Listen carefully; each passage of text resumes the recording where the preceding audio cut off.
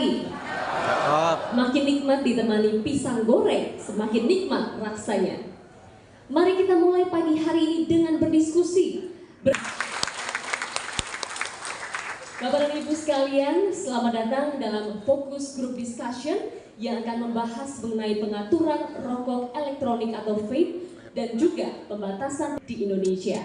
Senang sekali pada pagi hari ini saya Glory Oyong dapat memandu pertemuan kita dan menuju ke siang nanti. Izinkan juga terlebih dahulu kami menyapa yang terhormat adalah Republik Indonesia Komisaris Jenderal Polisi Dr. Honoris Causa Suyudi Aryoseto, SIK, SH, MFI. Selamat pagi Bapak.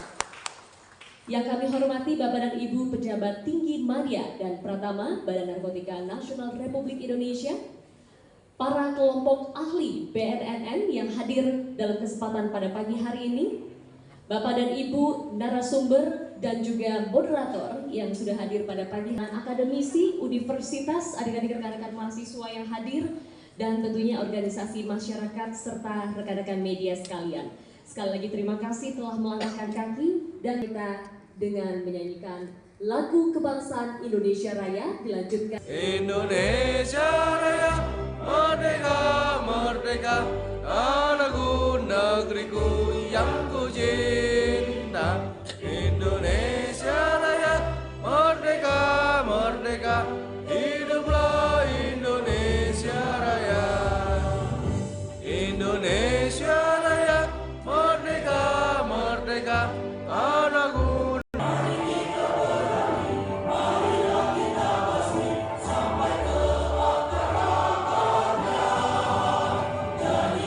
Ibu, berikutnya kita akan dengarkan dan menyimak bersama sambutan.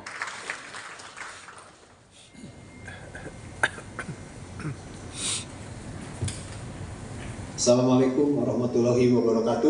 Om Swastiastu, Namo Buddhaya, Salam Kebajikan. Yang saya hormati Sekretaris Utama, Inspektur Utama, para deputi, seluruh pejabat pimpinan BNN RI. Yang saya hormati Koordinator Kelompok Ahli BNN Republik Indonesia beserta jajaran. Yang saya hormati para narasumber eksternal dan mitra strategis yang telah berkenan hadir.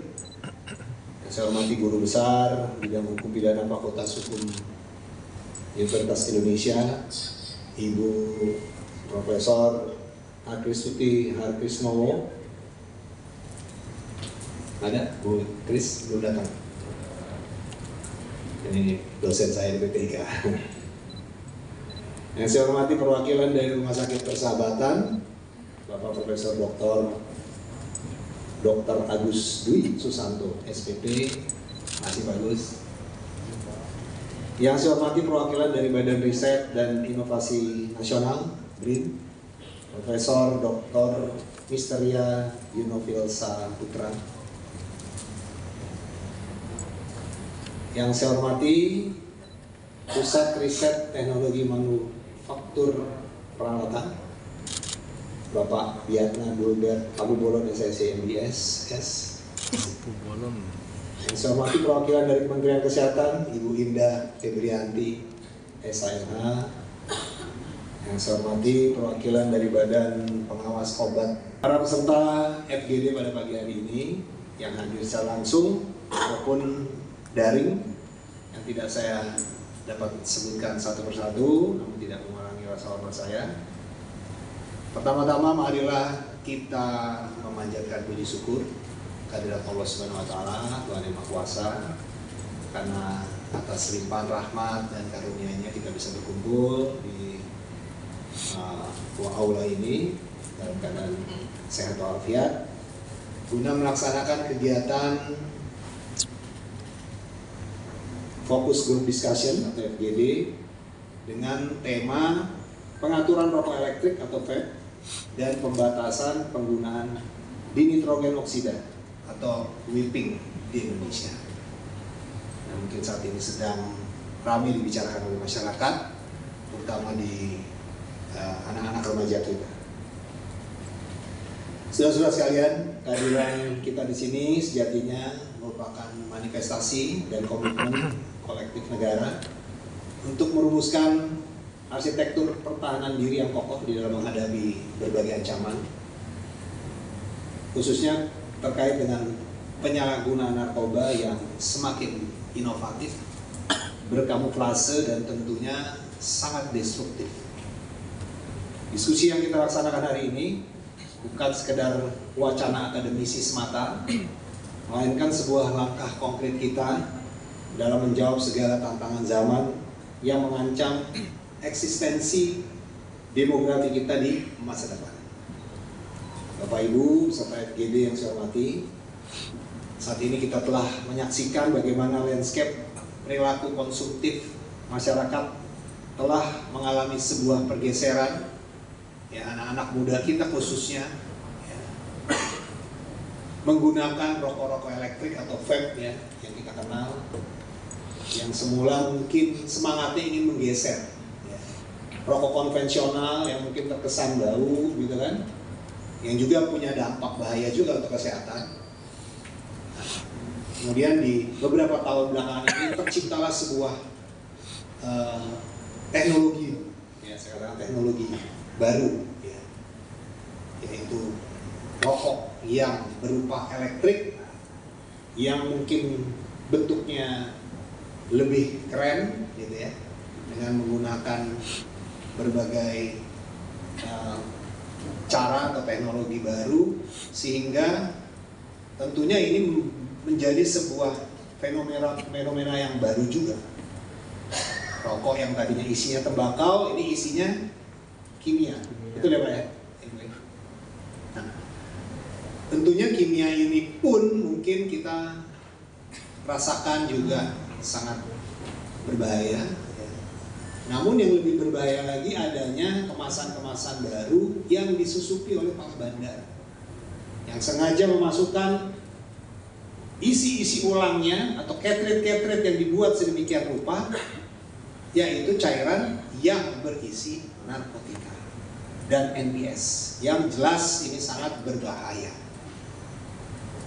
Beberapa waktu lalu, baik BNN RI dan juga Polri terus mengungkap, begitu juga Bea Cukai, ya, ribuan ya, cartridge isi-isi ulang, ya, di beberapa wilayah termasuk kemarin di Jakarta kita menemukan bahkan sebuah clandestine lab di apartemen-apartemen yang isinya adalah etomidate dan cairan berbahaya lainnya yang tergolong narkotika, yang mana etomidate sekarang sudah masuk dalam golongan narkotika golongan 2 yang berdasarkan Permenkes nomor 15 tahun 2025 nomor 90.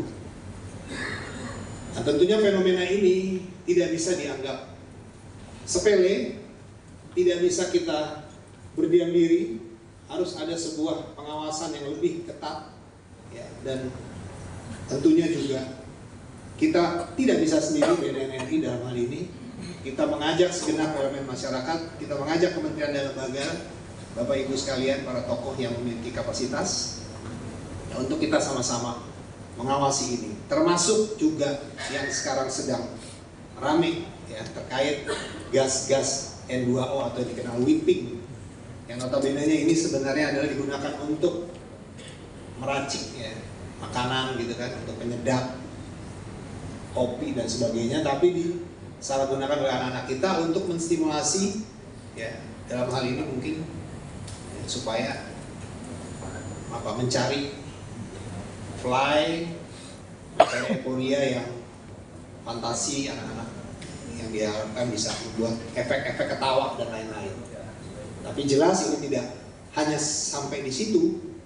Ya. Efek ini pun juga tentunya berdampak terhadap kesehatan, bahkan bisa mengakibatkan kematian. Nah, ini yang terjadi.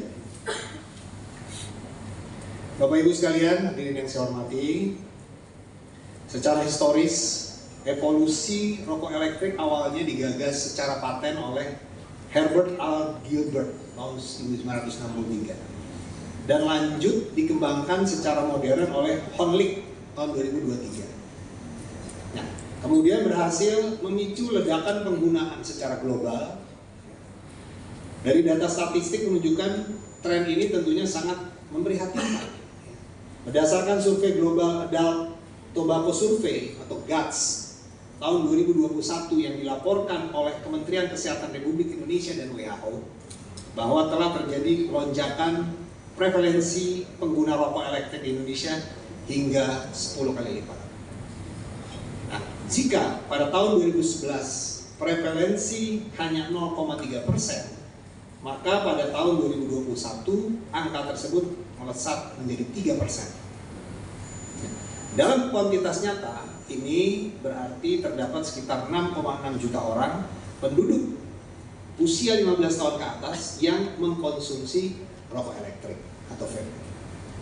Kondisi ini diperparah dengan data riset kesehatan dasar yang menunjukkan peningkatan prevalensi pada kelompok remaja usia 15 sampai dengan 19 tahun. Bahkan World Health Organization atau WHO pada tahun 2024 telah mengeluarkan peringatan keras bahwa fenomena ini telah menjadi pandemi perilaku yang mengancam kesehatan masyarakat dunia secara global.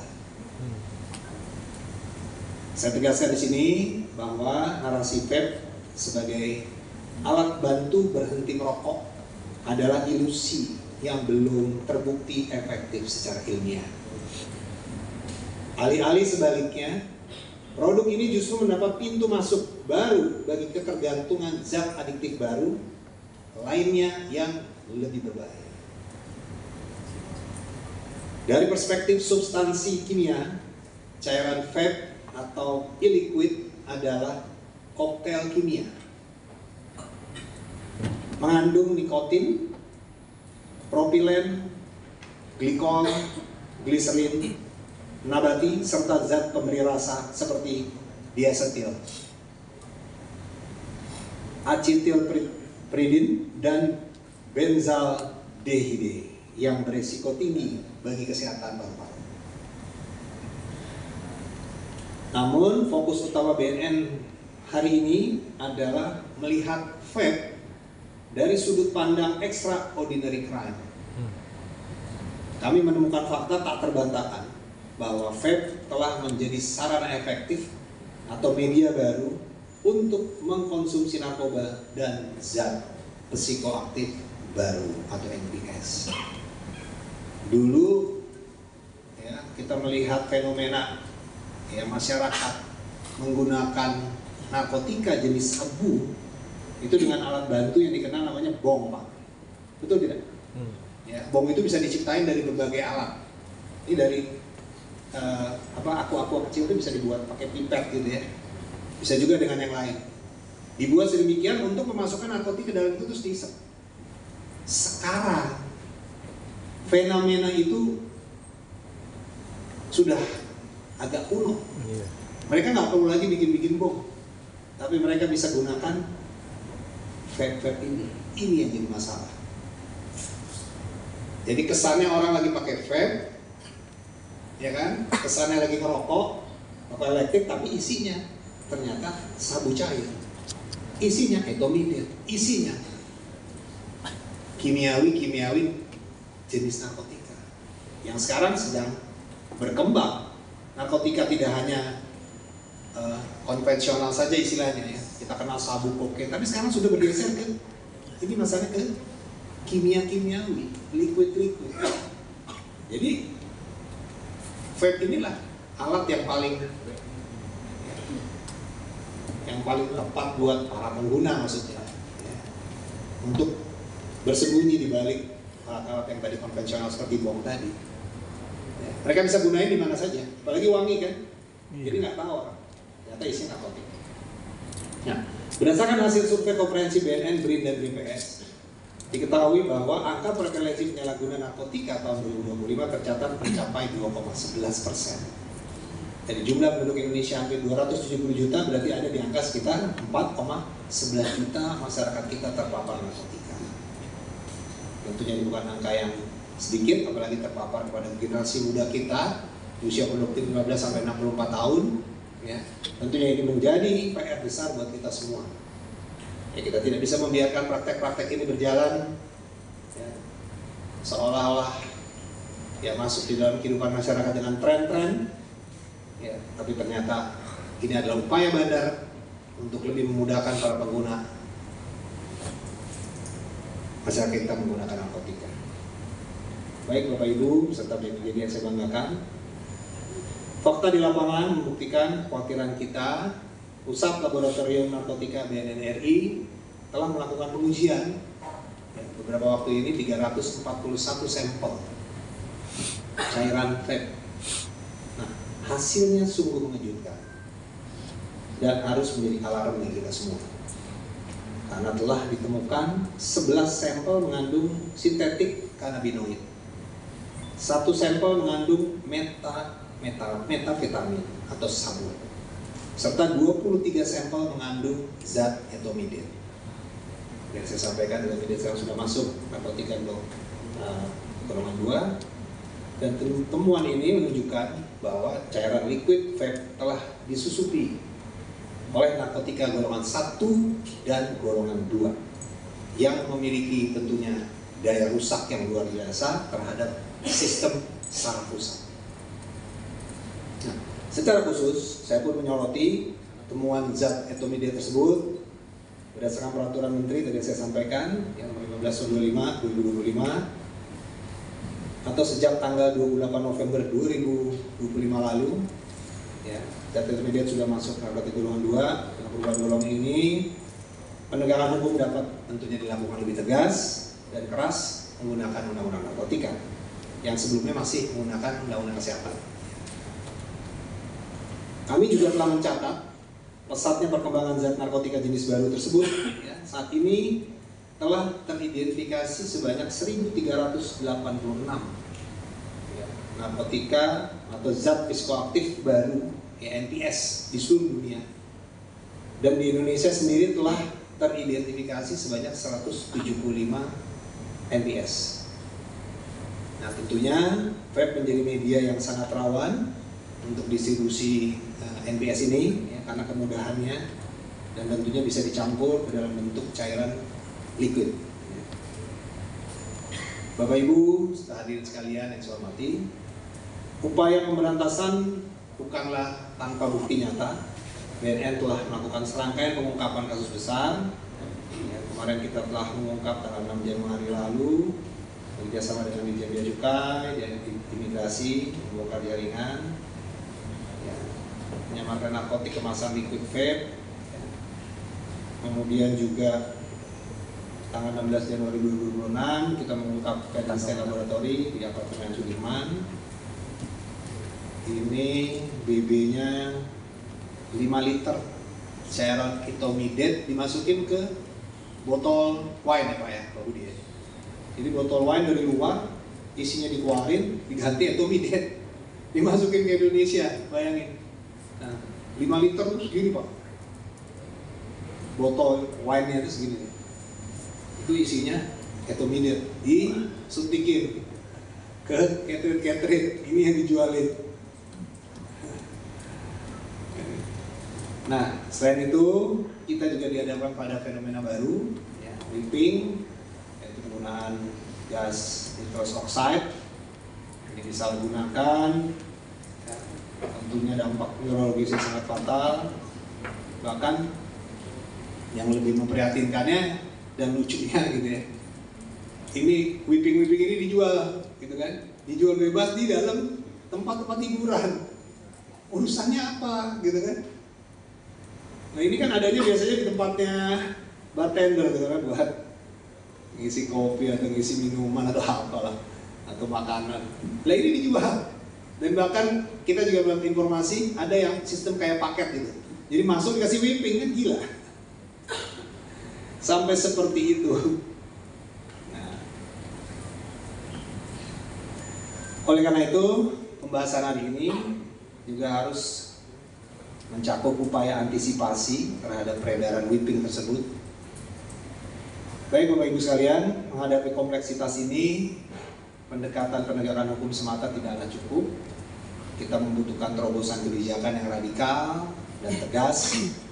Kita tentunya perlu belajar dari negara-negara yang lain yang lebih dulu mengambil sikap tegas. Bahkan negara tetangga kita, Singapura, telah menerapkan larangan total terhadap rokok elektrik sejak tahun 2018 dan mengklasifikasinya sebagai masalah penegakan hukum narkotik ke drug enforcement issues. Nah, negara lain seperti Thailand dan Maladewa juga telah menetapkan pelarangan ya, terhadap impor dan penjualan vape. Selain itu juga perlu menjadikan upaya negara Malaysia sebagai studi kasus yang sangat relevan. Sebagaimana hal Indonesia saat ini, Malaysia memang masih memperbolehkan ya, penjualan rokok elektrik, namun kita juga harus membuka mata bahwa pemerintah Malaysia tidak tinggal diam. Saat ini mereka sedang bergerak maju dalam proses penyusunan regulasi yang baru, yang lebih ketat tentunya, yaitu pelarangan secara menyeluruh terhadap penjualan, importasi, dan produksi rokok elektronik. Langkah ini menunjukkan bahwa kesadaran akan bahaya vape telah mendorong perubahan arah kebijakan dari yang semula permisif menjadi restriktif demi kesehatan publik, mengambil tindakan tegas. Bapak Ibu serta FGD yang saya muliakan, studi banding ini tentunya menunjukkan bahwa keberanian politik atau political will dan dukungan regulasi